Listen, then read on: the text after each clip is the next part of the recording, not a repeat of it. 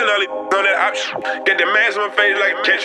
Don't call my phone unless you tryna cop. I'll pull up and serve you well. Yo!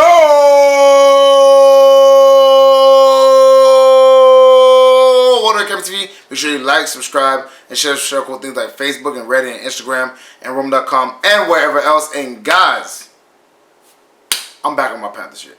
So I'm gonna let y'all know what it is right now, man. I'm gonna give a overall view of what I think about the offense, what I think about the defense, and what I think our record is gonna be this coming up year.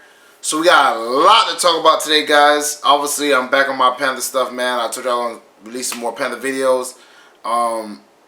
And here you go. So sit back, relax, all my Panther fans, tune in, and let's get started. So the first thing I want to talk to you guys about is the defense. I'm going to attack the defense first before I attack the offense. Now the defense, I'm going to be honest with you, I'm pretty excited about. I think that D-line is going to be official. I think that D-line is going to be serious. Brian Burns, I think he's going to take another leap, and he was rated like 7.5 sacks last year. I think he'll be a 10-plus sack guy. I think Derek Brown is going to clog up that lane, and K1 Short is going to be able to get off of double teams, a lot better, and just have, more one-on-one, coverage, I guess, whatever. And he's going to be able to beat that very easily. That's what happened when we had Star Lotulelei. Now we got Derek Brown. Derek Brown is not really a sack artist. He's more of a, space eater, run stopper. And I think he fits, K1 Short perfectly. If they don't release K1 Short, we don't know what that's going to happen with that. But I don't think they'll release him yet because I don't know about the dead money situation. I think the dead money will be kind of high. So I think he might be safe this year. And Yetur Gross-Matos, I think he's going to be pretty good. Obviously, they got Stephon Warley, whatever. But I think Yetur Gross-Matos is going to be the other guy on the other side, you know what I'm saying? And I think that D-line is going to be, pretty formidable. I think it'll be pretty, especially because most of them are young besides K1 Short. And Derek Brown is a top flight guy, especially Yetur Gross-Matos. They said he was like a first-round talent. We got him in the second round. So I think the D-line is going to be top-notch. I think they're going to be rushing the passer. I feel bad for, well, I don't feel bad for Tom Brady. I hope Tom Brady does get sacked. But just the quarterbacks in the NFC South, be ready because that pass rush is going to be real. As far as the linebacker core, I'm not mad at it. Tariq Whitehead's a pretty good linebacker. I mean, whatever, not great, but pretty good. I think Shaq Thompson is a very good linebacker. I think, he's going to take a step forward. Obviously being the guy linebacker in this situation. And I wouldn't be mad if they traded for Hassan Reddick either from the, Cardinals, or if he gets released, pick him up because he played for Matt Rule, obviously, in Temple, so that'd be a nice pickup. I seen it on Bleacher Report. I think it's a pretty good idea. The safeties are really good. Trey Boston, obviously, he had a baller season last year. Jeremy Chin, I think he's gonna be very good. They're saying he's a poor man's Isaiah Simmons, which is very good to hear because obviously Isaiah Simmons was raved about all draft. So I think the safety is going to be really good, especially because he kind of feels that Eric Reed type, bruiser, box safety, hard hitter, and pretty good hands. So I think Jeremy Chin is going to be good. Our weakness on our secondary has been our weakness from beforehand. Our corners are not that great. Eli Apple is a huge drop-off from James Bradbury. I did not expect the Panthers to go out and get Eli Apple instead of, actually drafting a corner. But it is what it is. So I think they're making the same mistake that Ron Rivera made, which is not fortifying the secondary. But again, you only got so many draft picks and so much cap space. So we'll see what they do next year. This is, kind of like a semi-rebuilding year. So we'll see how that whole thing plays out. But I don't really like the whole Eli Apple. I think Eli Apple's he'll be a good number 2 corner. And I think Dante Jackson will be a good number, slot corner. But we need a bona fide number 1 corner to kind of, handle all the star power that we're going to have in the NFC South with the Michael Thomases, the Julio Jones, and the Mike Evanses. That's just me being honest. So that's how I feel about the defense. I think the defense is going to be good, but I think our secondary, our corners in general, are going to get beat constantly. So y'all don't get mad when you be seeing, Julio and Mike Evans and Chris Godwin and Michael Thomas going nuts because our corners are not that great. That's just me being honest. The second thing I want to discuss is the offense. And I'm liking the offense, man. I'm liking, obviously, Christian McCaffrey, baller. We already know this. I'm not even going to get into that because, obviously, best running back in the league. Hands down. Not even discussing that.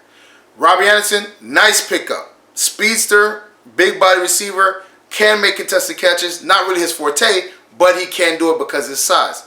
Very good pickup. Just need to work more on his route running. But other than that, very good pickup. DJ Moore, I ain't gonna lie, he's probably a #1 receiver. You know what I'm saying? Did really well with Kyle Allen. I think he had 1,175 yards, and I don't remember how many touchdowns. Maybe like 5 or 6. Not too many touchdowns, but he had a lot of good yards. And this is with a backup quarterback. So DJ Moore looking pretty good. Curtis Samuel, contract year, 3rd string receiver. He's gonna be balling because obviously he's going against a 3rd string cornerback. Plus, they got rid of Jarris Wright, who was cutting in a lot of his time, which I felt like they should have been did. But obviously Ron Rivera didn't want to do it. He had a relationship with North Turner. He should have been gone. But whatever. Obviously that's that. But Curtis Samuel is going to flourish in this situation. I think he's going to be really good. But I don't know if they want to pay him. So we'll see how that whole thing plays out. If he balls out, are they going to pay him? Who knows? We'll see what the Panthers decide to do with that. But I think the receiving core is looking pretty good. Obviously, the running back game is really good. Offensive line looks better. Russell Okung, good lineman. Taylor Moton, obviously, Matt Paradis, a year removed from the injury. I think he'll be a little bit better. I think we're, obviously, we're looking pretty good on O-line. So the O-line is probably going to be pretty good. Not great, but, serviceable, manageable. We'll see how that whole thing plays out. I really believe in Russell Okung. He's been a pretty good left tackle for years. So I think that'll be a good situation. My issue is Teddy Bridgewater. And Teddy Bridgewater could be a serviceable quarterback. He can be a, mid-range, slant, maybe, 10, 15 yards type quarterback. But you got a bunch of speedsters on the team, and I don't think Teddy Bridgewater has the arm to get the ball deep downfield like that. But we'll see. Obviously, Joe Brady knows Teddy Bridgewater. He knows his limitations, so I think he'll be able to build an offense where Teddy Bridgewater actually looks pretty good. And I think the offense might be pretty good. I think it would be better with Cam Newton. That's me being honest. I think it'll be better with Tua Tagovailoa. That's me being honest. But they didn't decide to draft Tua. They didn't decide to draft a quarterback. They didn't decide to keep Cam Newton. They decided to get Teddy Bridgewater. So we'll see how that whole thing plays out. But like I said, to me personally, I think he's the weakest link on the offense besides maybe the guard position. So we'll see how that whole thing plays out. And like I said, I think the offense will be good under Joe Brady, but I think we gotta pump the brakes too because I gotta see if Teddy Bridgewater can get the ball out there. Cause I ain't gonna lie, Curtis Samuel outran some of Cam balls a few times. You know what I'm saying? So it's not like these guys are slow. A lot of them are pretty fast. So we'll see how the whole thing plays out. And finally, what I think the record is going to be for the Carolina Panthers this year. At worst, I think it'll be 6-10. At best, it'll be 8-8. And that's me just being honest. This is a really hard schedule we got this year. I've seen some people, I seen a prediction they said we went 4-12. I don't think that's going to happen. I think we're going to at least split one game with the Saints, one game with the Falcons, and one game with the Tampa Bay Buccaneers, especially with Tom Brady coming in and stuff like that, kind of rebuilding the whole offense and him getting acclimated. I think we get one from them. So all we gotta do is win 3 more games. So I think that the Panthers either go 6-10 or 8-8, and that's not a bad first year. But I truly believe that with Cam, we could be 10-6, maybe 12-4, depending on the situation. But again, Cam's not on the team. We're not going to keep on talking about Cam Newton. I think the Panthers, it's a pretty good season for semi-rebuild or whatever you want to call it. Because it's a pretty quick rebuild. And I think over time, they're going to get, better defensive players. Defensive players are going to get, more acclimated. They're going to get better corners. I think that's a big glaring weakness. They're going to get, working on the line more. And I think they're going to draft a quarterback eventually. So we'll see how that whole thing plays out, and I think the Panthers are on a good trajectory. But we'll see, man. Like I said, I think 6-10, 8-8 is how it goes out. So let me know what y'all think in the comment section. Obviously, make sure y'all like, share, and subscribe. Thank y'all for tuning in. Thank y'all for showing love. And I'm going to see y'all next time. Get in the comment section, man. I'm going to holla at y'all. Peace.